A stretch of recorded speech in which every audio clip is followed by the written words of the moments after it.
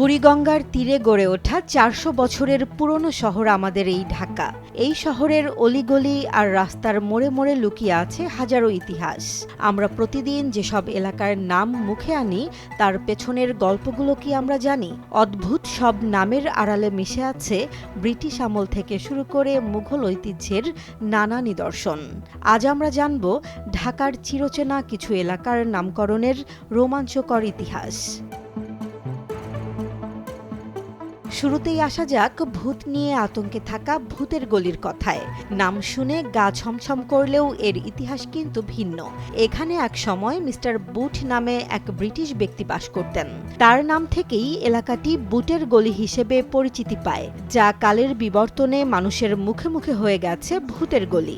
অন্যদিকে আভিজাত্যের প্রতীক elephant road বা পিলখানার নাম জড়িয়ে আছে হাতির সঙ্গে। পিলখানায় হাতিদের পোষ মানানো হতো, আর সেই হাতিগুলোকে যে রাস্তা দিয়ে হাতির ঝিলে গোসল করাতে নিয়ে যাওয়া হতো সেটিই আজকের এলিফ্যান্ট রোড। মাঝপথে হাতিদের পার হওয়ার জন্য ছিল ছোট্ট একটি কাঠের পুল, যা আজও আমাদের কাছে হাতির পুল নামে পরিচিত। ঢাকার অন্যতম ব্যস্ত এলাকা ধানমন্ডির নাম কেন এমন হলো?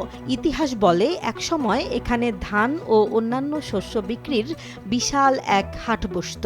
সেই ধানের বাজার বা ধানমন্ডি থেকেই এলাকাটির নাম গড়ে উঠেছে।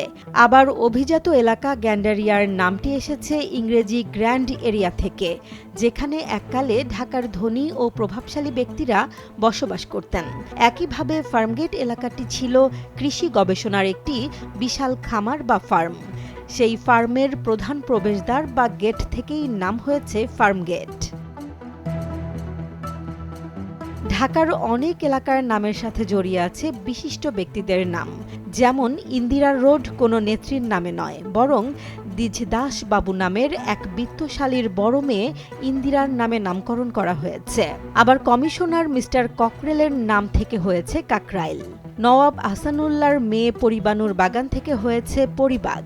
আর সমাজকর্মী আব্দুল গনি হায়দার সহ স্থানীয়দের উদ্যোগে গাছগাছালিতে ঘেরা এলাকাটির নাম দেয়া হয়েছে শ্যামলী। এছাড়া গোলন্দাজ বাহিনীর অবস্থান থেকে তোপখানা এবং সেনাবাহিনীর প্লাটুন শব্দ থেকে পুরানা ও নয়া পল্টন নামের উৎপত্তি হয়েছে। মন্দির ও পেশাজীবীদের ইতিহাসের ছাপও স্পষ্ট ঢাকার মানচিত্রে।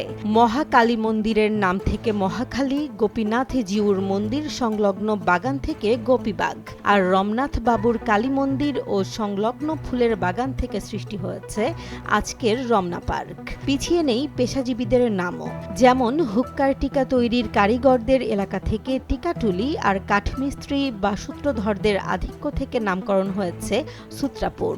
পাগলা নদীর ওপর মীর জুমলার তৈরি চমৎকার পুলটি এলাকাটিকে পরিচিত করেছে পাগলা পুল নামে। আর পল্টন পুকুর ভরাট করে বাওয়ানি পরিবারের উদ্যোগে নির্মিত হয়েছে এশিয়ার অন্যতম স্থাপত্য নিদর্শন বায়তুল মোকাররম।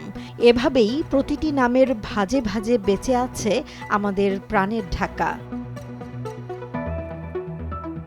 জেসমিন জাহান, নিউজ ডেস্ক, জনবাণী।